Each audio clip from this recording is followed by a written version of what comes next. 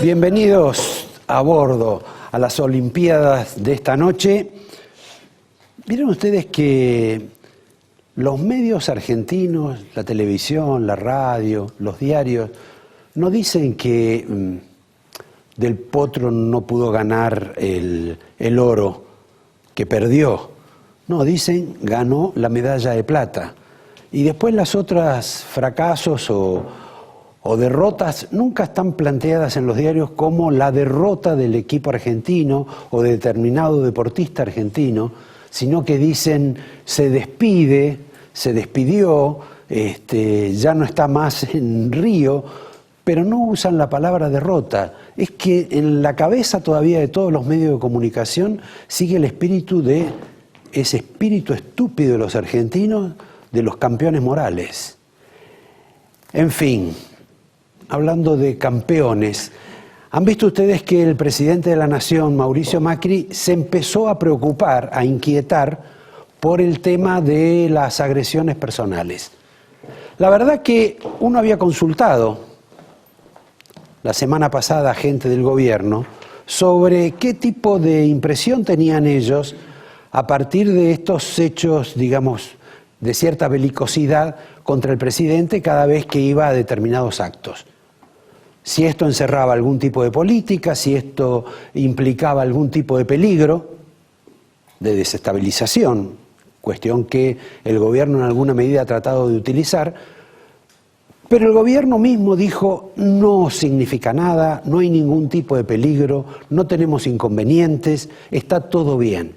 Bueno, parece que no está todo bien, porque ahora van a ponerle una camioneta blindada a Macri, 8 meses después de estar en el gobierno.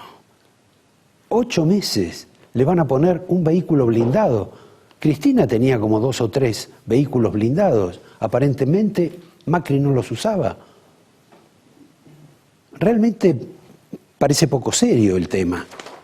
Poco serio porque al jefe de la CIDE, por ejemplo, sí le hicieron una camioneta especial blindada. Aunque a él nadie lo conoce, nadie sabe quién es, más ni siquiera se sabe si existe la CIDE. Porque yo les pregunto, el episodio que tuvo Macri en Mar del Plata, el episodio donde fue agredido en alguna medida, previamente, los servicios de inteligencia, sean de la capital, de la nación, sean de la provincia de Buenos Aires, ¿no lo advirtieron?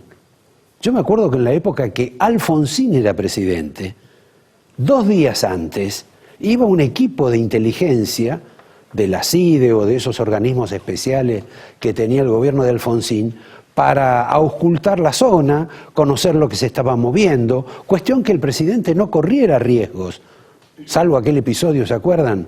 Aquel gordito que le habló y que Alfonsín le contestó, bueno, a vos no te va tan mal, gordito, para quejarte.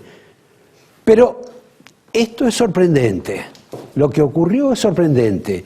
Lo que no se sabe cuál es la política que viene del gobierno en ese plano, porque del otro lado algunos insinúan que va a haber más movilizaciones, que no van a dejarlo a Mauricio funcionar cómodamente por la calle y que posiblemente haya, digamos, presentaciones, piquetes para reclamar eventualmente comida, empujar algún tipo de saqueo, bueno, la vieja historia que todos conocemos. Pero lo cierto es que al presidente le generaron un poco de miedo, por primera vez. Suele ocurrir con los presidentes.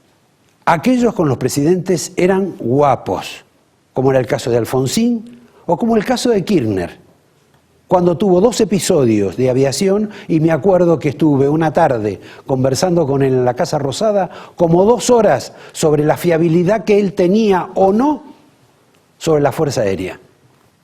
En fin, hablando de aviones, voy a hacer un pequeño recuerdo, una reparación histórica con este personaje, con el señor García, que hace más de 1 mes y medio les contaba esto por este programa.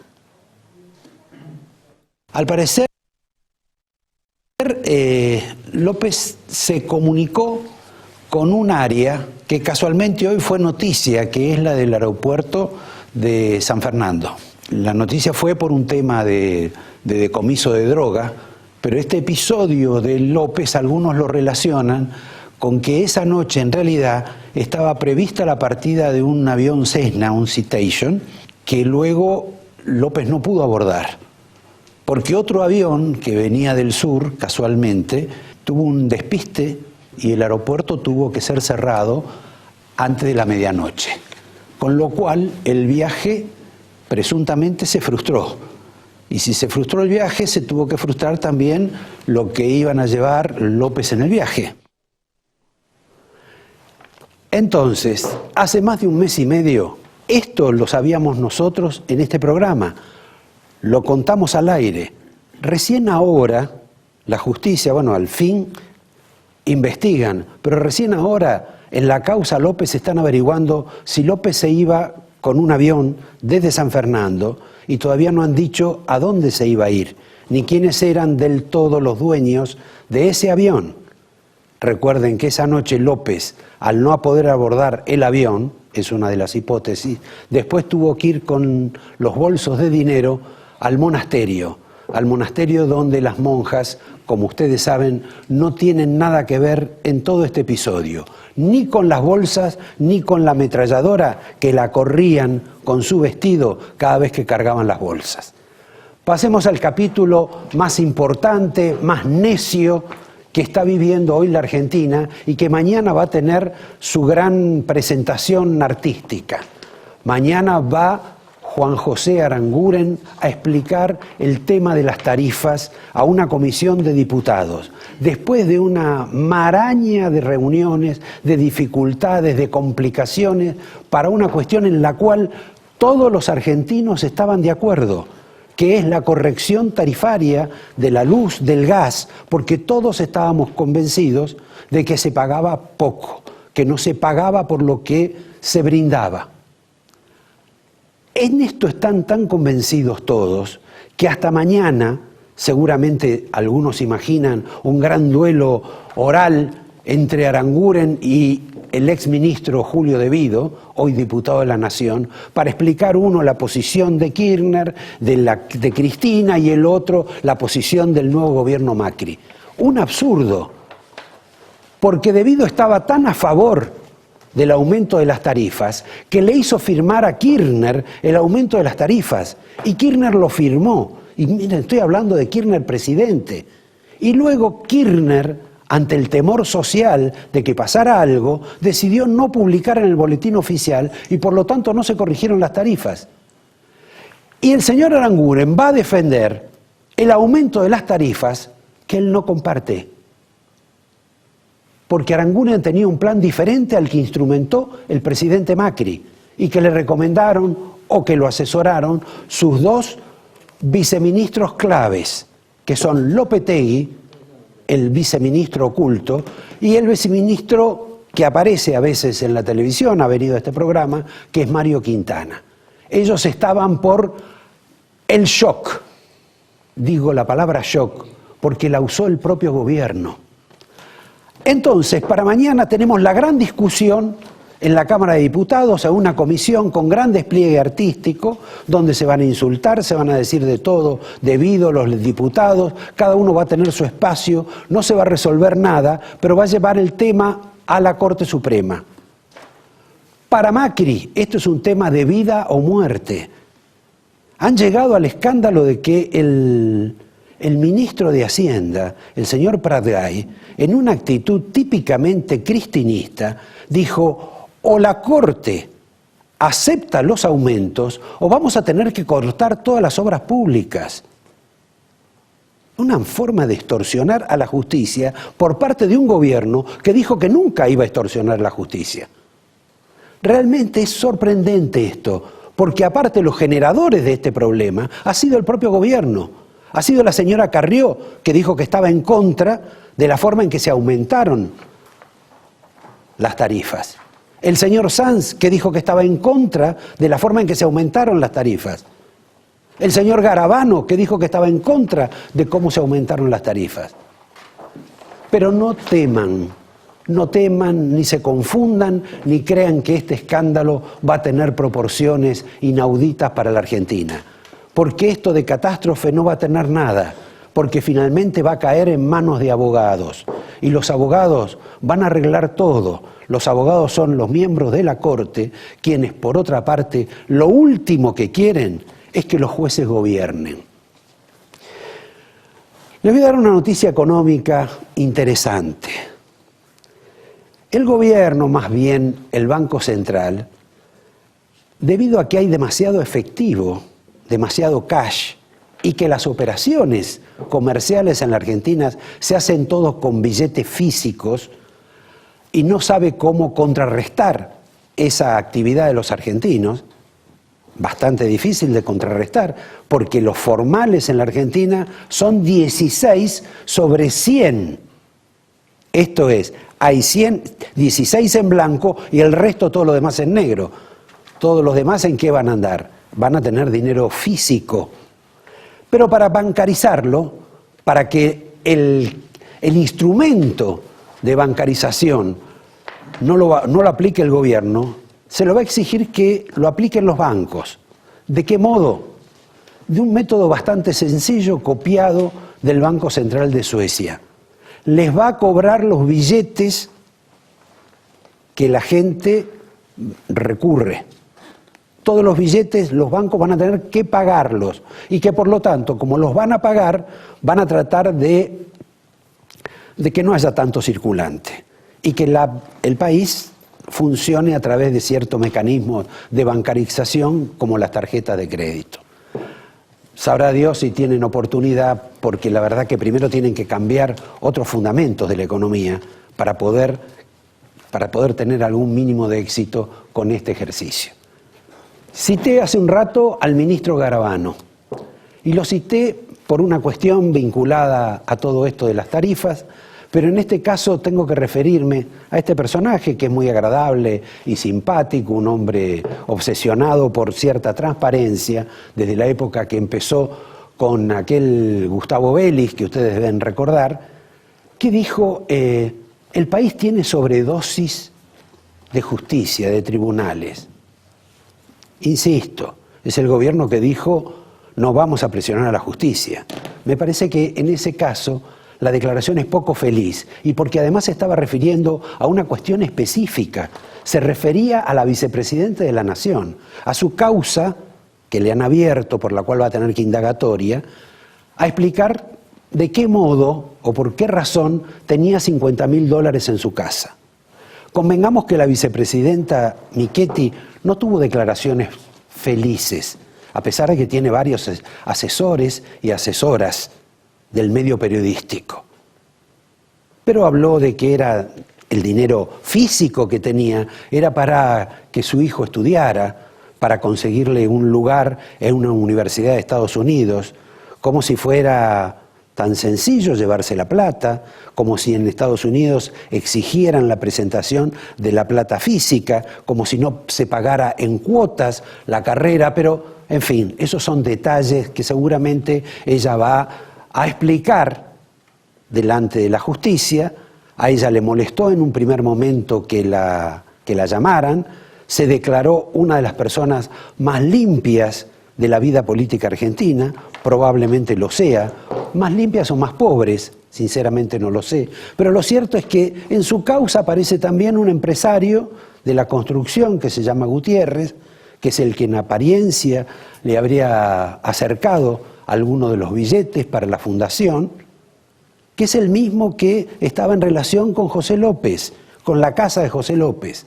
Y además la vicepresidenta Michetti tiene la curiosidad de que su cuñado ha sido nombrado en la AFI y su pareja acaba de ser designado en la municipalidad de Lanús, convocada por el señor Grindetti, quien fue ministro de Mauricio Macri, hombre de su absoluta confianza, porque ya venía con la confianza del propio padre de Macri y que tiene algún tipo de dificultad en la justicia por la cuestión de los Panama Papers.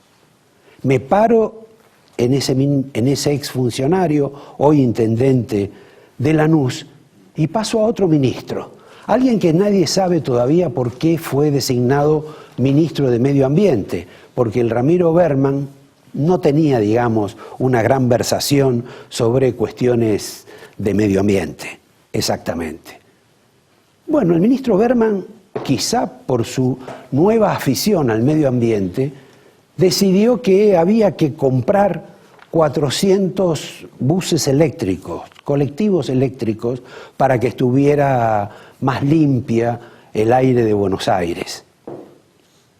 Nadie le explicó al rabino Berman que la Argentina está con algunos problemas de energía. Nadie le explicó lo que cuesta la electricidad en la Argentina. Y nadie le explicó cómo se alimenta de electricidad a esos vehículos, porque normalmente para fabricar la electricidad se fabrica con gas. Por esa razón, algunos han cuestionado la decisión del señor Berman. Hasta el propio presidente, quien inicialmente, y sin que nadie todavía se lo pueda explicar, le permitió avanzar en un área que no le corresponde. Pero ese es otro de los misterios de este gobierno, en el cual hoy debía estar acá Rogelio Frigerio. Aparentemente tuvo un percance, aparentemente va a venir el lunes próximo. Les digo que en general los funcionarios, algunos fallan, otros no. A lo que no fallan nunca, en general, es a los partidos de fútbol de los martes a la noche en Olivos, o a los partidos de pádel en Olivos los martes y los jueves, porque ahí hay que mostrarse y exhibirse, estar cerca del señor Macri. Igual el señor Frigerio tiene problemas, porque mañana va a tener que soportar una aplanadora en su despacho. Lo va a visitar el gobernador de Neuquén y el encargado, digamos, del gremio más poderoso de la Argentina, petrolero, que es el señor Guillermo Pereira. ¿Con qué reclamo van? ¿Con qué paro van?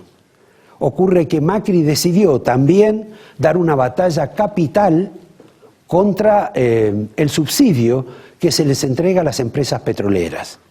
Y tanto el gobernador de Neuquén como otros gobernadores, más el caso de Pereira, quieren defender ese subsidio porque si no la actividad no va a funcionar. Bajo el argumento, además, de cierta justicia, de que antes el gobierno anterior no pagaba lo que correspondía por el petróleo. Pero Macri y fundamentalmente su segundo ministro, viceministro Lopetegui, están dispuestos a eliminar ese subsidio. No tienen la misma resiedumbre, sin embargo, para eliminar otro tipo de subsidios, los de Tierra del Fuego, los de los celulares, porque los celulares cuestan 10 veces más en la Argentina que en otras partes, tampoco para eliminar los subsidios sobre los automóviles.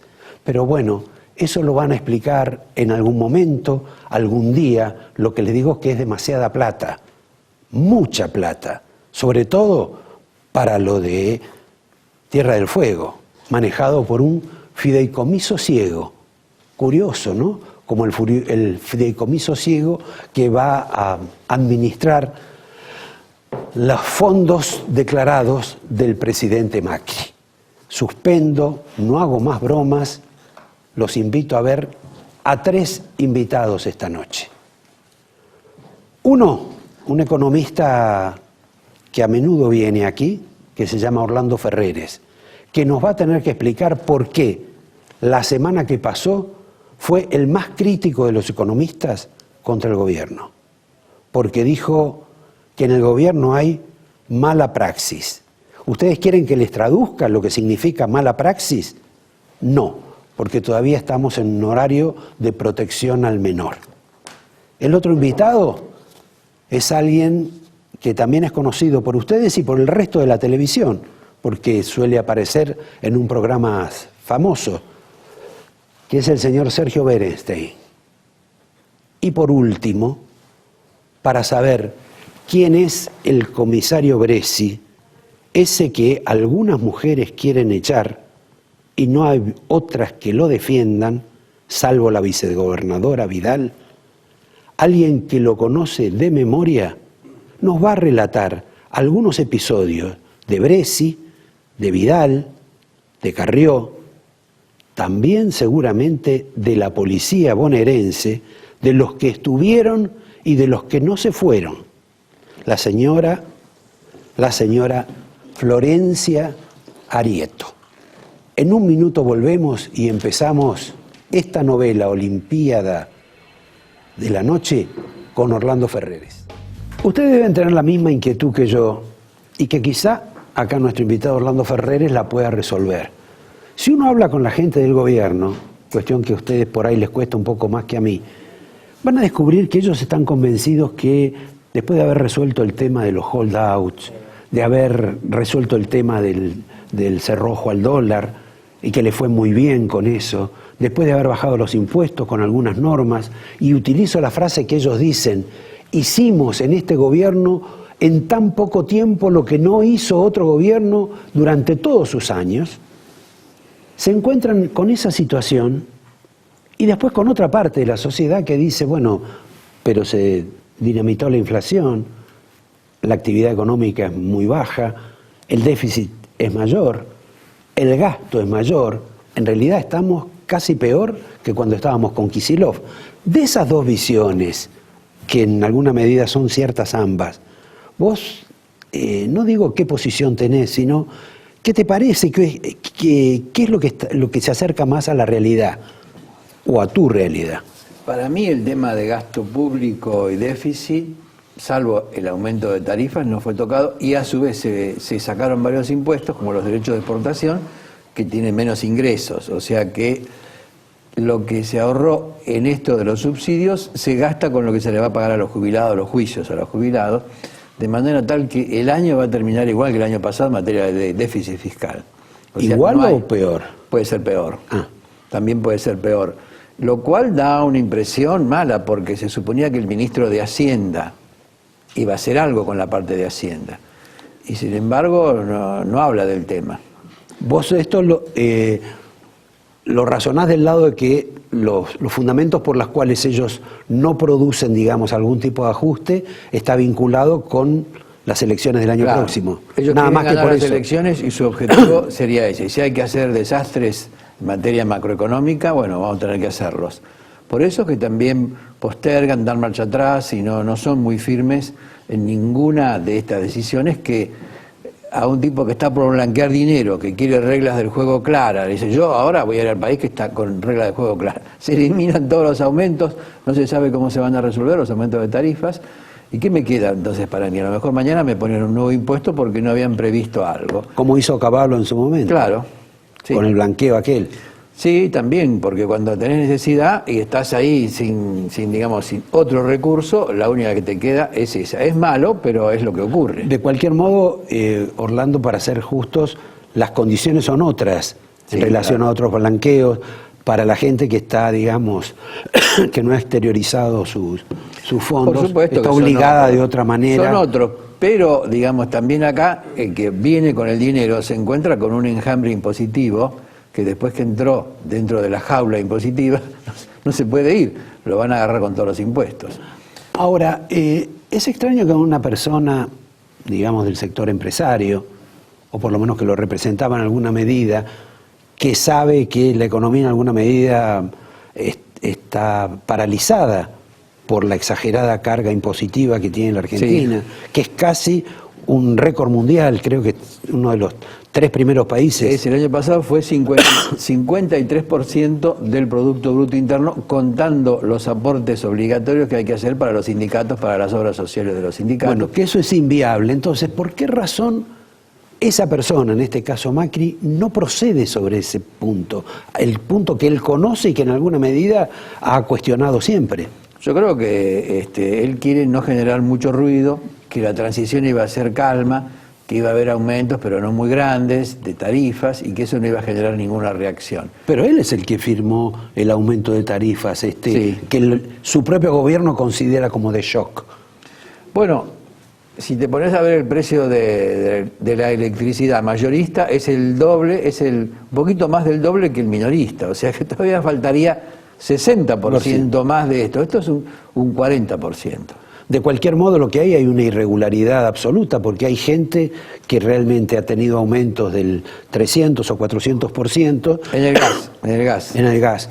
Y después hay otros que han tenido aumentos absolutamente inauditos. Claro. Y que creo que es lo que ha motivado La reacción. digamos, la reacción, la protesta. Porque hubo un aumento de precio y un aumento de volumen, porque hubo 104 días de frío con temperatura máxima menor a 20, y eso hizo que se consumiera mucho gas en ese periodo para calefaccionar. Cuando vos la semana pasada cuestionaste o objetaste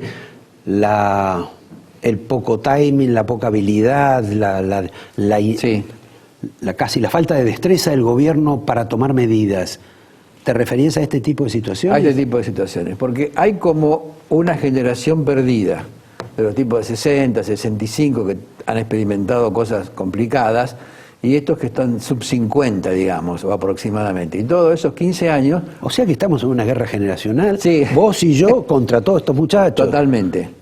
Pero ¿contra quién peleamos? ¿Contra Pratgay, que tiene como 50 y pico, o contra Peña, que no tiene 40? No, yo digo como en general, porque puede haber alguno que tenga más, y creo que Aranguren tiene más de 50. Pero lo que Bueno, estamos ya estaba jubilado, así lo que estamos diciendo es que en general los que tienen el poder en todos los lados son gente que no tiene mucha experiencia. Y que por eso han cometido mala praxis. Yo creo que sí, porque no conocen todos los detalles ni lo que se encuentran cuando abren la caja. Uy, nos saltó algo que no habíamos previsto. Y este tema de las tarifas obviamente tendría que haber sido mejor manejado. Ahora, Orlando, a mí toda esta gente me la vendieron como que eran el Dream Team del mundo de la economía. Fracasan como los... Son el Dream Team, pero no tienen ni director técnico. Ah, bueno. No lo había mirado por ese lado. La verdad que... Ahora, Claro. las diferencias que hay dentro de este Dream Team, que son medianamente públicas, Sí. y que vos no debes ignorar, No, las para internas. El otro día las justificó Pratgay diciendo, lo que pasa que Cambiemos, somos 3 partidos. Ahora, todos los economistas que están en este gobierno son todos de un solo partido. No entiendo entonces por qué se pelean. Bueno, pero Pratgay es de Lilita. Perdón, ese es como el viejo cuento, fue el sobrino de Lilita hace 5 años, después dejó de ser de Sí, Lilita. pero ahora lo defiende. Hace mucho tiempo que volvió a estar cerca de la falda de Mauricio, inclusive hasta por formación de Sí. colegio. No era más de Lilita, por más que Lilita lo haya protegido, Lilita lo defiende. lo haya sostenido, Lo defiende, sí. llevándolo al Instituto Hannah Arendt. Claro. Que seguramente debe ser una de las figuras que más estudió. Rimbombantes. Sí, Pratgay, sobre todo, que es un seguidor de Heidegger, sospecho, ¿no? Que era el amante de Hannah Arendt. Claro. Bueno, no vamos a entrar en eso. Podemos entrar porque yo estudié filosofía también. ¿Ah, pero sí? No es el tema. No, bueno, cambiemos de design. Lo que parece que es cierto es que el gobierno está consiguiendo algún tipo de, digamos, de logro en materia de inflación. Seguro. O sea, si tomamos los últimos 12 meses, la inflación fue 46, 47%, un número que hacía años que no había. Pero si tomamos desde ahora a los próximos 12 meses, 20. Entonces, va a tener un resultado muy bueno, y es lo peor que hay para la población, la inflación alta, que no sabe cuál es el precio de las cosas. Ahora, me está diciendo 20 como si fuera un gran estado físico, 20. Sí. La verdad que 20 es lo que tenía Kicillof, de un modo o de otro también. No tenía eso. Él tenía más o menos 27, 28. Ujú. Y además dejó una inflación reprimida muy grande. Todas bombas que vos apenas pisabas, saltabas por el aire. Entonces hubo que ir desactivando las bombas, un poco mal, como dije, pero desactivarlas al fin. Yo creo que eso todavía no está terminado, va a seguir. Ahora, eso es un costo importante en cuanto a la actividad económica, Sí. porque, digamos, han decidido operar sobre la inflación exclusivamente a través del mecanismo monetario. Claro. Entonces, si no hay plata en la calle, Bueno, no puede haber inflación ni vida. El pero Banco no Central importa lo de la vida. quedó en el presupuesto que va a entregarles a Pratgay 160.000 millones de pesos, ni un peso más. Preguntado, digamos, por varios de quién garantizaba que eso no iba a ser más, dijo Macri. O sea que tiene la firma de Macri en algún documento o... Bueno, seguramente que nadie va a tener un documento firmado por Macri, No pero... creo. Pero bueno, Es eso. En realidad es lo que está justificando el tema del incremento tarifario del gas.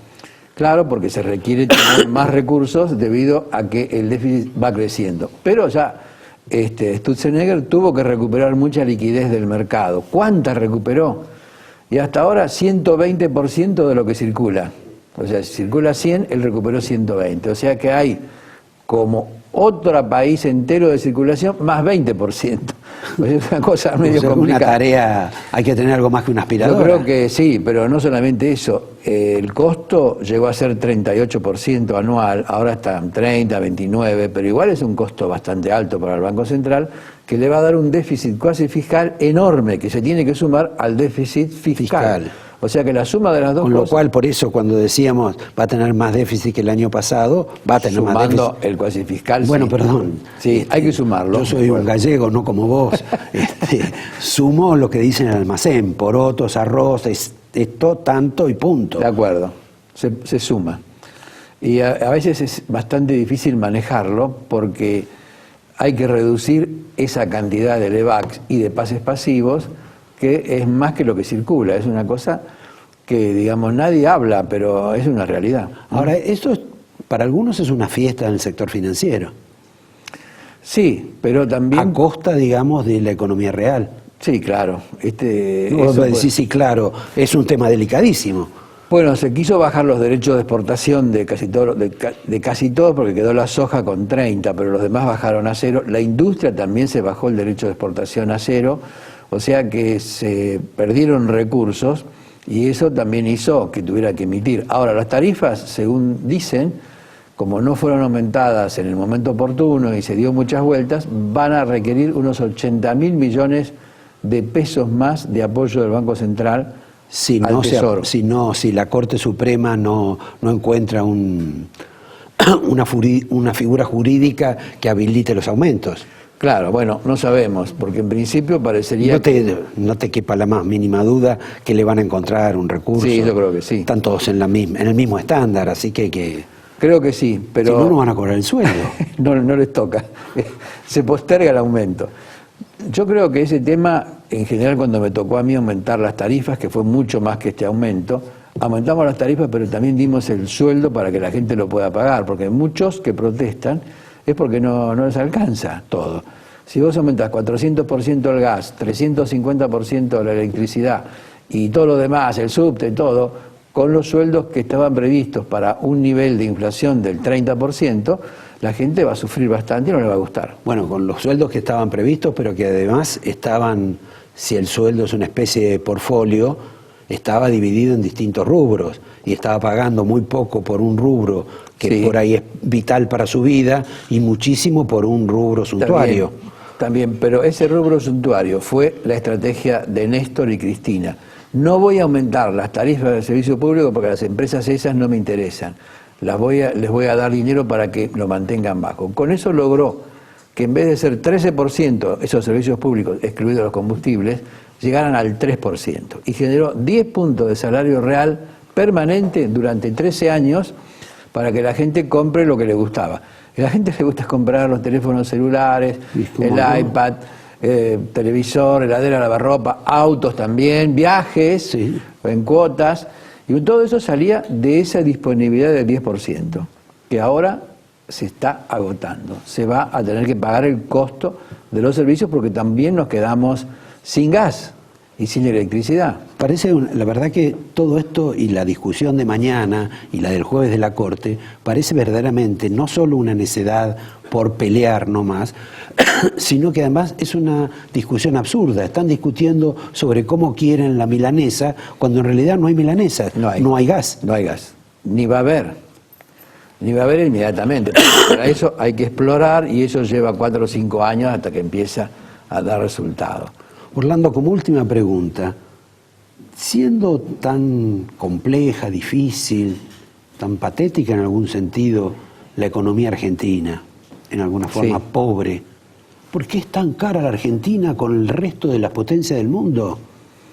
Bueno, eso se está hablando en secreto, digamos. ¿En secreto? La gente hace rato que se dio cuenta. Si no, preguntarle a chilenos.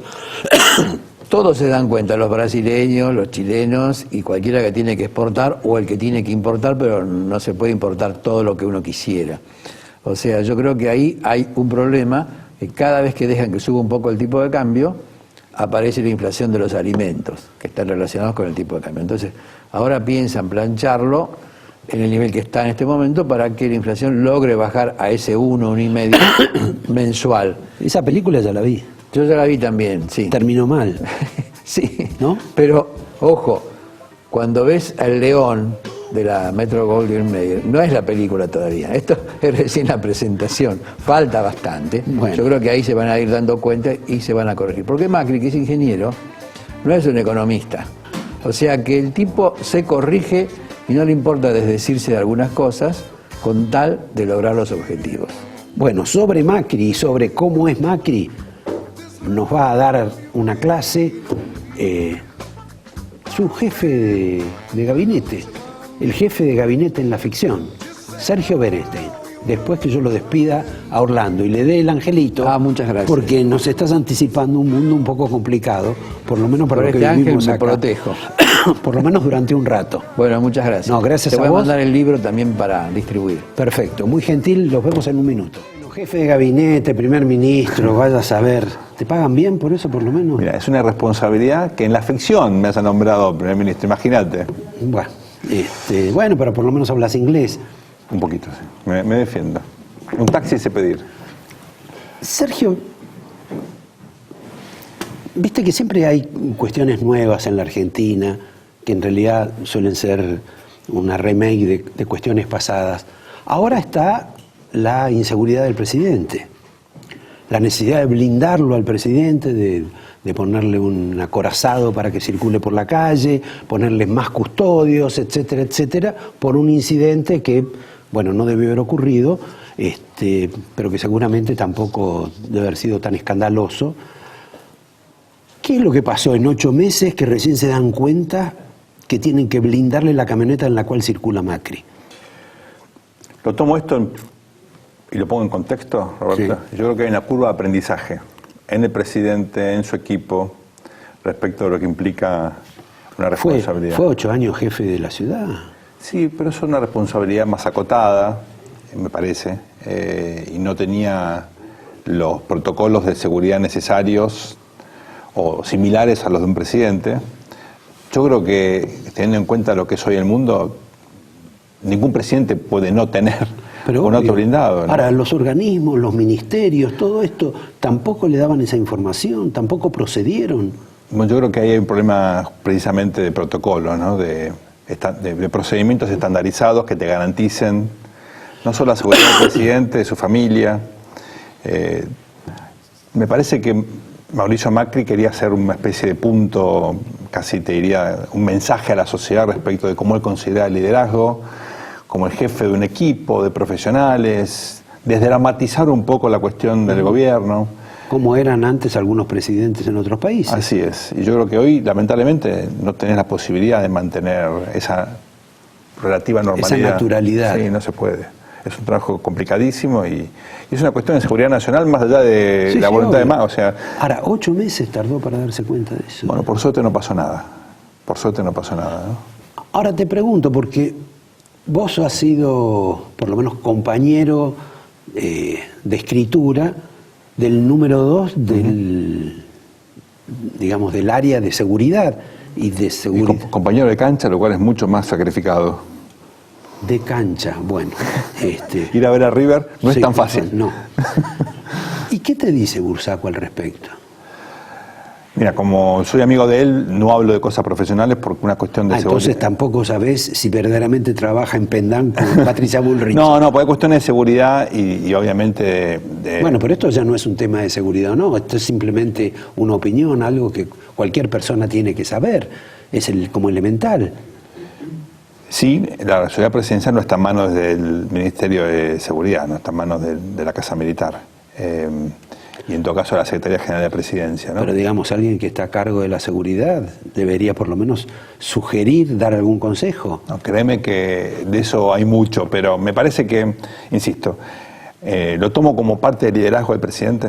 Me parece que es un tema en sí mismo muy importante. Es como el de la salud, que antes no le daba bolilla y ahora tiene 9 expertos en corazón. Sí, me parece que en este proceso de aprendizaje de lo que implica un liderazgo presidencial hay distintos aspectos que el presidente está modificando en sus hábitos privados y también en las características de cómo organiza su día, de cómo asigna su tiempo.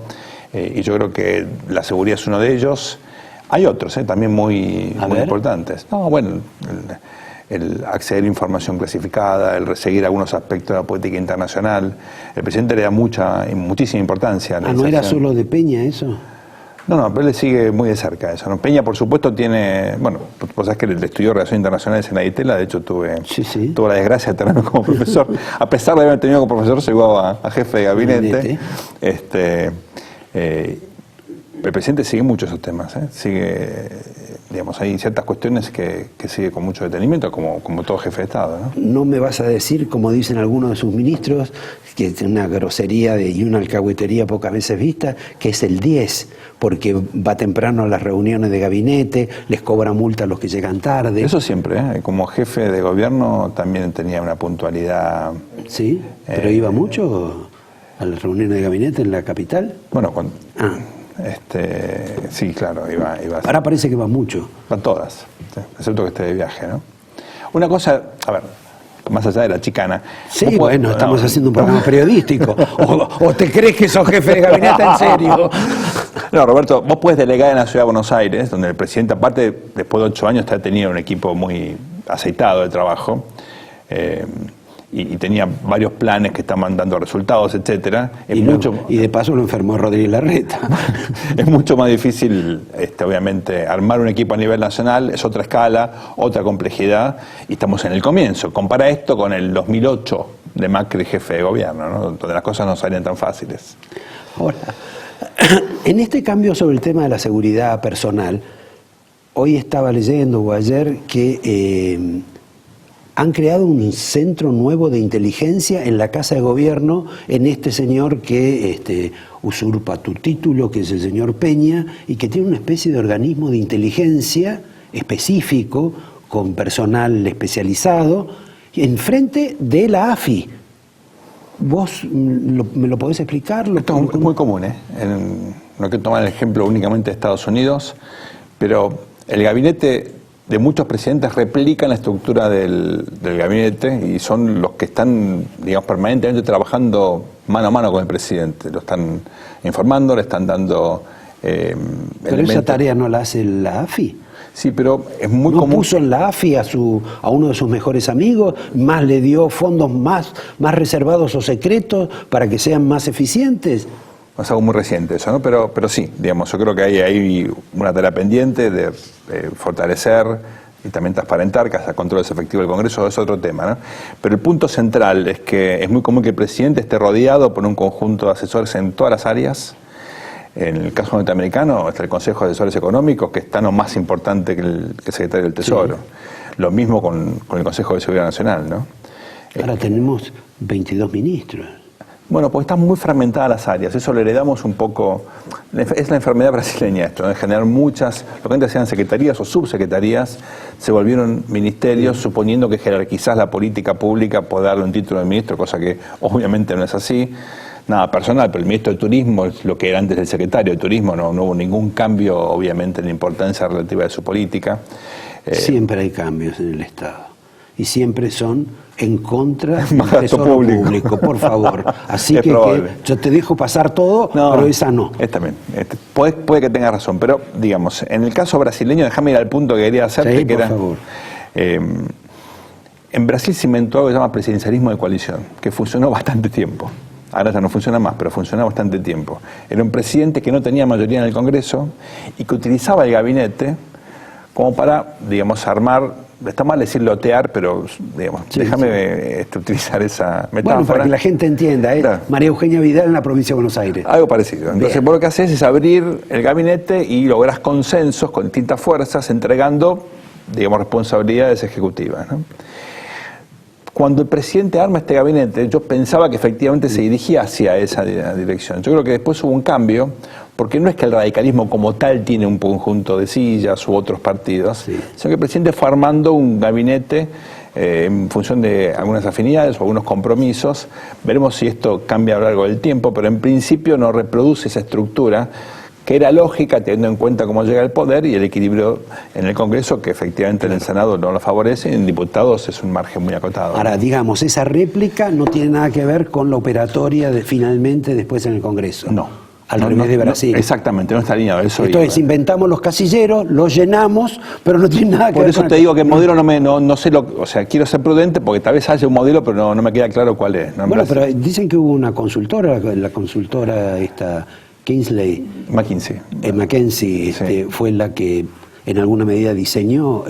Asesoró y también, sí, hay en otras áreas también, pro bono, hay que decirlo, lo hizo pro bono. Veremos el resultado. Yo quiero ser prudente porque hay un punto acá clave, Roberto, y es que estamos en un momento, a 9 meses de asumir el presidente, que es demasiado pronto para elaborar juicios de valor contundente respecto de si funciona o no funciona. Si me pregunta, ¿funcionan esos dos ministerios? La verdad que no sé. Por ahí funciona demasiado pronto. Estamos, digamos, en un momento, yo creo, crítico, donde se tomaron un conjunto de medidas, algunas parecen dar resultados, la inflación está bajando, el crecimiento todavía no llegó, pero ellos están convencidos que por ahí efectivamente hacia fin de año se va a tener. Ahora, Sergio, vos que mirás todo esto y que uno en alguna medida puede aceptar, entender lo que le costó, por ejemplo, a Menem encontrar un curso, claro. le tardó como 2 años, sí, ¿no? Un poquito menos. Sí. Después la gente dice que fue por caballo, pero en realidad hicieron muchísima tarea antes de limpieza, cosa que tú todavía no la veo acá, pero esa es otra cuestión. Bueno, con Orlando mismo en el... Exacto. Pero en este caso, ¿por qué algunas cuestiones que son fáciles, este gobierno las hace difíciles? ¿Me lo puedes explicar? Por ejemplo, este tema de las tarifas. Bueno, cuando todo el mundo está a favor de que se aumenten las tarifas. No todo el mundo, no todo el mundo. La gente en general, todo el mundo reconoce que pagaba poco, que no correspondía a lo que pagaba, que estaba dispuesta a pagar más. Lo único que de pronto es, no me perforece el bolsillo, ni me lo hagas de repente. Acá se combinaron, me parece, un conjunto de factores, ¿no? En primer lugar, creo que el gobierno, como en otras áreas, no informó realmente la gravedad de la situación. No hubo, digamos, al comienzo de la gestión... Fue decisión del gobierno. Fue decisión del gobierno. Yo creo que en algunas áreas no tenían un diagnóstico acabado, apenas llegados, porque había que hacer una auditoría, la auditoría tarda mucho tiempo. En materia tarifaria creo que había, obviamente, mucha comprensión. Venían trabajando en la Fundación Pensar en esto con bastante antelación y decidieron... Perdóname una pequeña enmienda, no sé lo que estaban trabajando, pero lo cierto es que pensaban que Galucho era un buen funcionario y que la situación no era tan crítica. Eso, digamos, petróleo, entonces, pero avanzamos al punto. El punto central es que partimos de un diagnóstico que no era compartido por el conjunto de la sociedad porque no hubo una información clara y de hecho, la verdad que hasta hace poquito tampoco quedaba claro que, aún con el aumento, pagamos menos que en los países limítrofes o países del mismo ingreso per cápita que tenemos. Habría que decir que pagáramos igual los porteños y los bonaerenses, lo mismo que en Córdoba. Sí, por ejemplo. Y era así de fácil. Está bien, eso no se comunicó bien. Entonces hubo errores comunicacionales, sin lugar a dudas. Estoy de acuerdo con eso.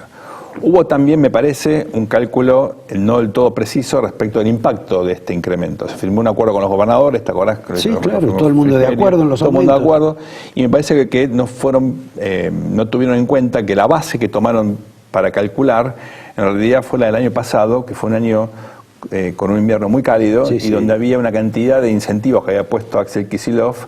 Si bajabas el consumo, te daba un premio. Como fue un verano cálido, entonces, la verdad que calcularon mal porque el incremento, teniendo en cuenta el último año, fue mucho mayor al esperado. Entonces yo creo que ahí hubo un error en no prever esta circunstancia muy singular. Y tercer error, me parece, fue, esto es más general, no es solamente una cuestión que involucra las tarifas, Roberto. El gobierno creo que parte de un prejuicio, digamos una especie de prejuicio tecnocrático, de si la cosa es legal y si está bien y tiene racionalidad técnica, entonces hay que ir por ella.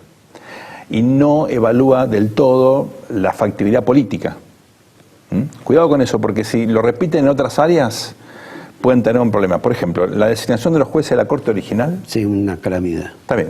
Pero si vos mirás bien, no era ilegal. Era una torpeza, pero no era ilegal. Bueno, digamos que podías discutirlo. Está bien, pues estabas en el filo. Pero el espíritu de la Constitución no dice No te decía eso. Pero como le preguntás a un abogado y te dice, bueno, se puede ver, ¿no? Sí, sí, convengamos aparte que el que lo justificaba con bastante propiedad. Exactamente. Entonces, en esa circunstancia, si el gobierno se basa en algo que es legal, que puede ser legítimo y que técnicamente da resultado, y no contempla el impacto político y también el impacto en la opinión pública, podemos tener un error de método que me preocupa mucho, porque al margen de la cuestión tarifaria, que Dios quiera que se corrige esta semana, esto puede repetirse en otras áreas y el resultado puede ser incluso mucho más costoso para el gobierno y para la sociedad argentina. Sobre todo si alguien piensa que ganó en este tema. Claro, exacto. Bueno, que es lo peor que le puede pasar. Exactamente. Porque es muy malo perder, como diríamos con Néstor Kirchner en la 125, pero también hubiera sido un horror si Kirchner hubiera ganado la 125. Claro, es una victoria pírrica. Sergio, no tengo más tiempo, no suelo despedir así a los jefes de gabinete. Bueno, por eso tenemos confianza. Te agradezco, te doy el angelito que ya tenés varios. Y te doy una copia del libro. Ah, mira acá, Buscaglia, los beneficios de la libertad. Esto es para otro día. Buscaglia es el hijo del... No, es un economista muy bueno que volvió recién a Argentina. Sí, lo vi el otro día. Estaba con nosotros el viernes, sí, un economista fantástico, y escribimos este libro, es sobre instituciones. Bueno, la próxima vez te invito con él. Dale. Señores, les agradezco la participación de Sergio y les digo que el capítulo que entra ahora es diferente, porque vamos a estar con una mujer que seguramente va a hablar de alguien que es cuestionado en materia institucional, pero también ha sido cuestionado en materia de su rol de esposo, que es el caso del jefe de la policía bonaerense, el comisario general, supongo que se llama Bresci, porque uno en general no conoce mucho. Y tenemos a una persona que, a pesar de estar con Sergio Massa, no piensa igual que Sergio Massa. Bueno, por supuesto, es una mujer. Tenía que hacer el comentario misógino de costumbre. Se llama Florencia Arieto y va a estar acá sentada en un minuto. Y que el señor Bresci, me parece, por ahí le conviene taparse los oídos, ¿no? Gracias a vos. Un placer, Roberto. En un minuto entonces con ella. Bueno, en este negocio de la seguridad e inseguridad, no es bastante frecuente que haya mujeres que se vuelvan especialistas en el tema. En la Argentina no hay muchas más que vos, o por lo menos vos te hiciste famoso un poco por el fútbol. Pero a nosotros hoy, después del tema del fútbol, podemos hablar también, nos interesa más todo este capítulo que está vinculado con la administración bonaerense, de la policía, de la seguridad, de la inseguridad, de la justicia y de la política. Y en ese caso la figura que ahora ha descollado por el escándalo es el jefe de policía, señor Bresci, que ahora ha recibido denuncias de distinta índole, algunas quizá no demasiado sustentables, pero en tu caso vos sí tenés algo cuestionado sobre Bresci. No, nosotros, primero lo que nosotros hicimos público en su momento es que hay un dato objetivo, más allá de las imputaciones y denuncias que pueda tener, es que él fue el jefe de drogas ilícitas de Scioli. Entonces, en una gestión en donde aumentó el 40% la distribución y el negocio de la droga en la provincia de Buenos Aires con la gestión de Scioli, y si vos le seguís el derrotero a Bresci, fue en el último, a partir del 2014, jefe de drogas ilícitas, pero antes había estado en La Matanza y aumentó el consumo, distribución y venta de droga en La Matanza, y antes había estado en Quilmes y también hubo un aumento. Por lo tanto, está planteando como si fuera el jefe del cartel. No sé, o es corrupto o es inepto, pero no se puede soslayar que si sos el jefe de narcotráfico y te aumenta, algo estás haciendo mal. Es un dato objetivo, ahora más vos... allá, por fuera de la... Porque si no, lo que te hace por ahí en la política, o los que están acostumbrados a embarrar la cancha, como se dice, es ponerte no, pero no tiene sentencia, no tiene condena. Digo, esto es un dato objetivo.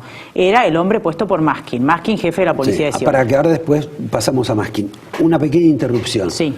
Uno lo que ha escuchado, sin conocer demasiado, es que a este caballero, en alguna medida, lo recomendó la embajada o la DEA. Sí. En consecuencia, o la DEA es cómplice, coparticipante de todo el mundo de Bresci, o están muy equivocados con la información en ese edificio de la bandera norteamericana. No hay constancia oficial, porque sería interesante si fue recomendado por la DEA que la oficina de la DEA, que está en la Embajada de Estados Unidos en Argentina, diga que fue recomendado. Pero igualmente la política de la DEA hace más o menos 35 años respecto a, más que nada, Latinoamérica, de México para abajo, es administrar digamos, la droga en términos de producción, y lo único que le importa realmente es el cargamento que sale a Europa, que es el que se desactiva y el que efectivamente permite que después se llegue a los cárteles. Por lo tanto, y eso lo explicó bien el exgobernador Felipe Solá, que fue 2 veces gobernador de la provincia y conoce bien la situación, que en términos de política interna de lucha contra el narcotráfico, la DEA no se mete, porque justamente es un país soberano, Argentina. Por lo tanto, hay 2 cuestiones. Uno, sería interesante para dejar desactivado el entredicho si DEA sí, DEA no, que la oficina de DEA diga que para ellos Bresci es una persona competente para el puesto. Y por otro lado... Lo dicho de algunos comisarios que estuvieron presos.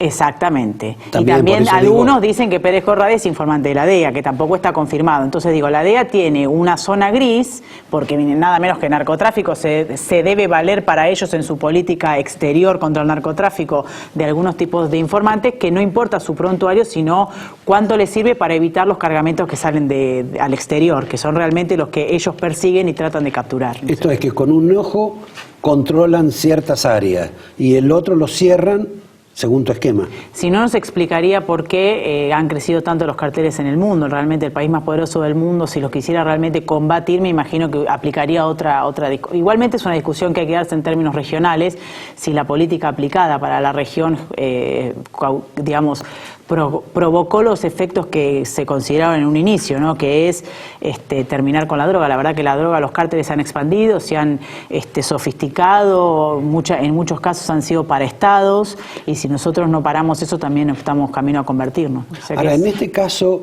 de Bresci, es curioso que la señora Carrió y vos tengan una opinión parecida sobre él. No sé si es más terminante la tuya que la de ella, pero lo cierto es que gente que no está tan lejos del gobierno, y el gobierno procede, digamos, en una opinión totalmente discordante con ustedes. ¿Cuál es la razón por la cual la señora Vidal, y a mí la verdad no me cambia la vida que el señor Bresci siga o no, pero que ella, a pesar de ser socia de la señora Carrió y en alguna medida tener una relación casi societaria también con Sergio Massa, al grupo que vos pertenecés políticamente, ella esto lo mire con una atención distinta a la que seguramente ustedes desean? La verdad que eso habría que preguntárselo a ella. Ella ya no sale más en televisión, porque ella antes iba a todos los programas, ahora no va a ninguno y hace la misma política de Scioli, explica lo maravilloso que va a ser tener rutas en la Argentina, que son cambios que se dan normalmente con el poder, o quizá estaba muy ocupada con la mudanza. A mí me parece que no deben tener herramientas, digamos, acá estuvo Ritondo, digamos, sí. Cristian Ritondo es el ministro de Seguridad de la provincia y hace 6 meses era el presidente de la legislatura porteña, una persona que está vinculado, que tendría que explicar su vinculación a la barra de Chicago, de Nueva Chicago, una persona que tiene jefe de gabinete a Rochetti, que fue defensor de un bar radiceo. Me da la sensación que a quien puso a cargo de la política de seguridad de la provincia no dista mucho de lo que es hoy la política de seguridad en general, o la idea de pactar para evitar. Lo primero que hizo Ritondo cuando asumió fue sacarse las fotos con Maskin y darle un premio, un homenaje, no sé cómo se llama. Explicamos a la gente que Maskin era el anterior jefe de policía de Scioli. O sea que lo que vos no ves ninguna transición entre la administración de Scioli, que para vos fue la peor de toda la historia de la provincia de Buenos Aires, y la administración de María Eugenia Vidal, por lo menos en el plano de la seguridad. En términos concretos, no. Hay purgas que 1.600, 1.700, hace 20 años que hay purgas. Sí, Salió sí. una nota de noticias muy completa, muy interesante. La purga generalizada para mostrar algo que la gente sabe que no, porque cuando mataron el otro día a un chico a cuchillazos en Escobar, en una entradera, digo, cuando no modifica la calle es porque no hay política interna. A ver, Sergio siempre dice, aparte de la crítica, igualmente focalizar en Bressi, uno lo nombra porque tiene la responsabilidad de ser Bueno, es el honesto con la jefe de gente que policía. escuche, y el jefe de la policía que comanda 90.000 hombres. Pero aparte, Ahora, perdón, es una persona que está vinculada a la anterior y está vinculado presuntamente a varios intendentes que a su vez estaban vinculados a con la el gestión anterior, Exacto. que dicen cambiar con este nuevo gobierno. Entonces lo que decimos es, Bressi es parte de un sistema, obviamente que sacar a Bressi solo y mantener lo mismo que sacar a Aranguno y mantener el tarifazo brutal, sin gradualidad, sin sector por sector, es lo mismo. Entonces, lo que nosotros Te comento decimos que es... Aranguren no es el autor de eso. No, por supuesto, esto es, digo, se puede descomprimir con ese nombre porque está muy sucio, muy manoseado, es una persona que tampoco ha podido defender la política pública de manera consistente, entonces evidentemente eso genera un desgaste que quizás ganan tiempo pero no cambian. Ahora, acá hay que cambiar un sistema, porque se va Bressi y sigue todo igual y hay 8 Bressis ahí. Entonces, lo que nosotros decimos es, ¿qué se puede hacer en lo inmediato? Que quizás no es tan, como decimos en la calle, tribunero para el bonaerense, pero que va a impactar positivamente en la vida o en la seguridad del bonaerense. Primero, que asuntos internos de la policía bonaerense deje ser parte del ministerio. Por más que me digan que hay un abogado de confianza de Vidal investigando, la estructura orgánica es de la bonaerense. Entonces, sacarlo, ponerlo como a una auditoría externa, como tiene la Metropolitana, por ejemplo, que esté al mando de un civil y con control parlamentario opositor. Perdón, Primer medida. Son 90.000 personas. ¿La Metropolitana cuántos son? 4.000. No importa, dotarlo para hacer digamos, el seguimiento y el control de 90.000 personas. Si son 90.000 se necesitará una auditoría externa bien dotada y con presupuesto y personas a cargo, pero por fuera de la orgánica del Ministerio de Seguridad, porque si no nadie se investiga a sí mismo, primero. Segundo, discutamos seriamente separar prevención de seguridad e investigación. Hay que fortalecer las policías locales, que sean municipales, y nosotros nos metamos a trabajar fuertemente lo que es seguridad operativa e investigación compleja. Tercero, ¿qué pasa con la policía judicial? ¿Qué pasa con el cuerpo, como vemos nosotros en las series norteamericanas, CSI y demás, que vienen esos civiles a recoger en la escena del crimen todos los elementos que después nos van a permitir condenar?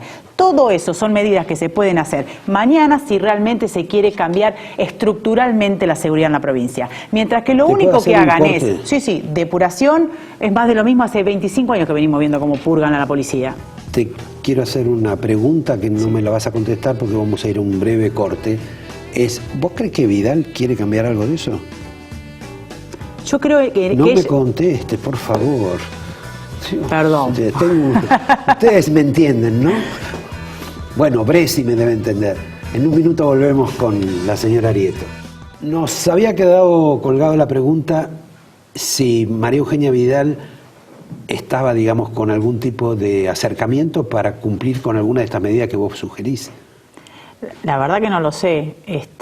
Yo en lo personal creo que, le creo a ella, queremos que le vaya bien, por ahí creo también que está pagando un costo muy alto sosteniendo a Bressi y recostándose sobre el PJ, porque también hay que decir que Ritondo es PJ, o sea que cuando hablan ellos... Perdón, el PJ no es solo Ritondo, es Mario Isi, es Granado, es un montón de intendentes. Pero Granados eran... Ellos están trabajando, esos son parte de la base de sustentación de la candidatura, ¿no? de la gobernación y de las futuras candidaturas del macrismo. Por eso lo que digo es, Granado fue el ministro de Seguridad de Scioli, PJ, Maskin, que es el secretario de Seguridad de Seiza hoy, que son la base de apoyo de Ritondo, también es PJ. Lo que quiero decir es cuando el PRO, que en muchos casos desde la provincia salen a decir que el PJ es desestabilizador, el PJ es...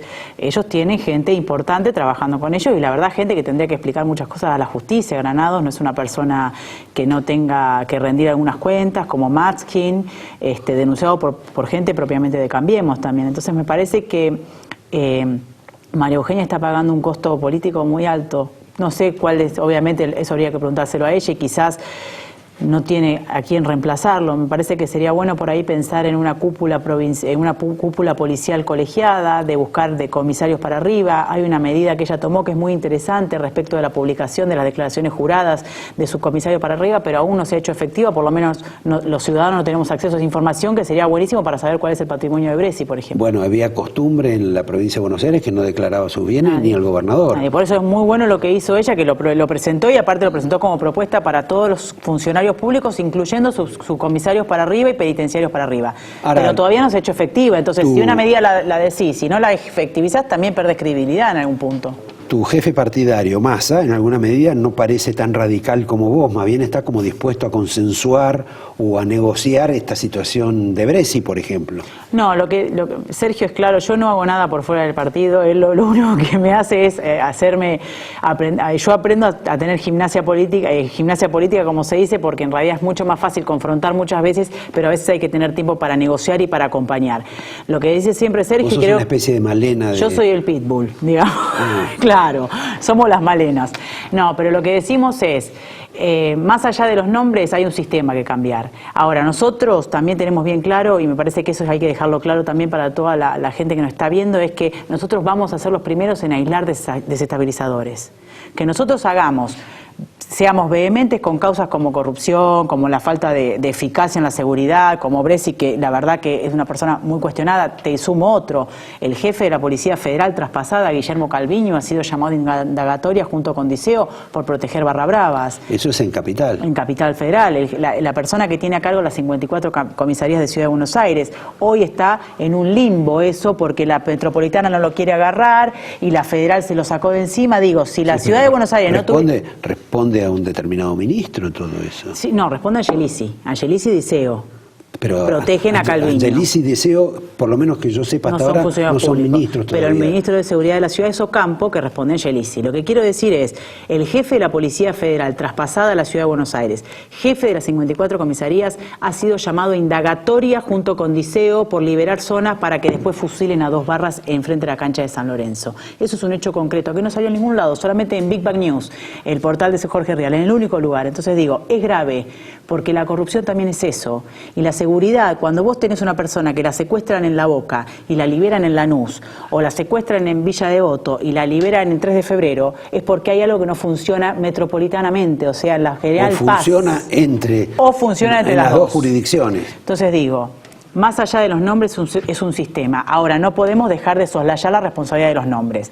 De todas maneras, vamos a ser los primeros en aislar desestabilizadores y permitir que, quizás con esto, como decimos, crítica y propuesta, que ya se la acercamos a la gobernadora, se la acercó el jefe de senadores nuestro, Donofrio, se la acercó Ramiro Gutiérrez, diputado nuestro, para acompañar... Donofrio es el que parece más contemporizador con el tema Bresci, por lo menos en relación con vos.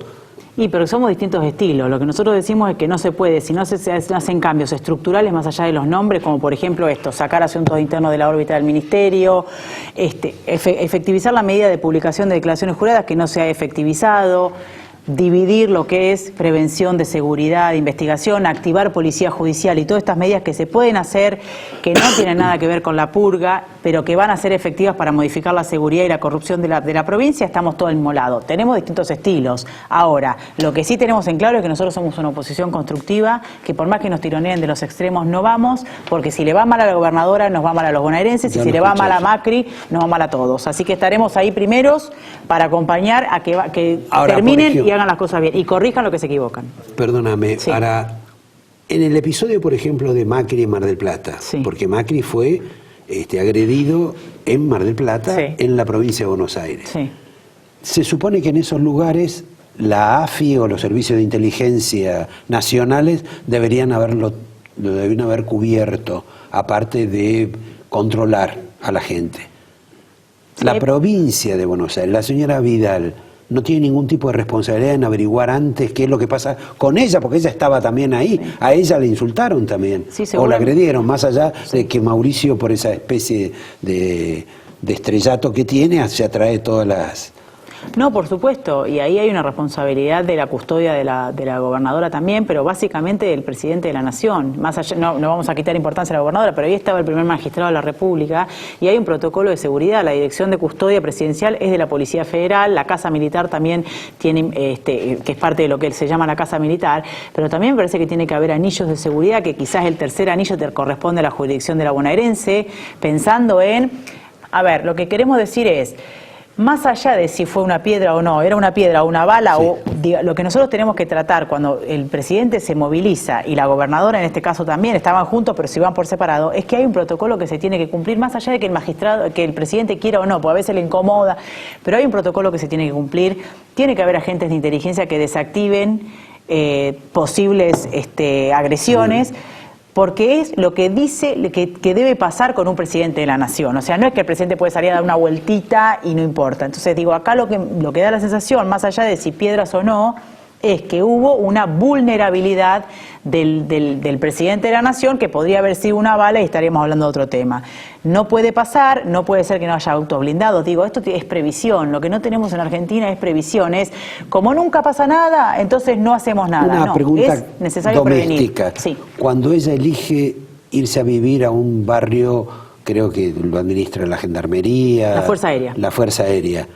¿Es una elección graciosa, casual o una forma de protegerse? No, de seguridad seguramente. No me gusta la victimización, porque cuando uno elige una responsabilidad tan grande tiene que hacerlo frente, porque si no que nos quedan los que andamos de a pie, exacto, ¿no? Pero tampoco hay que soslayar que si efectivamente la gobernadora va a ir contra las mafias, tiene que tener custodia para eso. Pero siempre tiene que tiene que propender, por lo menos ella, a darnos seguridad a todos nosotros, porque si ella está en peligro, ¿qué nos queda para nosotros? Pero sí, seguramente fue por seguridad. Bueno, te agradezco, fue muy esclarecedor tu presencia. Te voy a dar el angelito de Racing. Bueno, de Racing no exactamente. Es el Yo te voy a dar algo distinto a lo que lo que te dan siempre. Esto es... Yo no acepto regalos de Hugo Moyano. No, esto de Hugo Moyano no es. Esto es mío. Esto es muy importante porque es una pose para la torta de cumpleaños. Nosotros, mi hija más grande se llama Paz Kai y mi hija más chica se llama Sol Kai. Mi marido tiene 30 años de socio y mi suegro es vitalicio con carne de cuero de Independiente. Por lo tanto, Independiente, más allá de mi experiencia personal, atraviesa mi corazón, muy importante. Y entonces siempre con los cumpleaños de todos, ponemos sobre la torta este escudito, soplamos las velitas, después hacemos la fiesta con el jardín y todo, pero en casa, en intimidad es esto. Entonces me pareció original, sé que siempre te regalan libros, que lo ofrezcas a cualquier televidente que lo gane y que el hincha del rojo genuino, que son tan amorosos y que los guardo en mi corazón y ellos saben, se lo lleve para un próximo cumpleaños. Bueno, yo espero que no hayan sido discriminatorios conmigo y vean el programa y van a ser bendecidos por este obsequio al primero que escriba a la página nuestra. Muchas gracias, Florencia, muchas gracias a ustedes. Nos vemos el lunes próximo.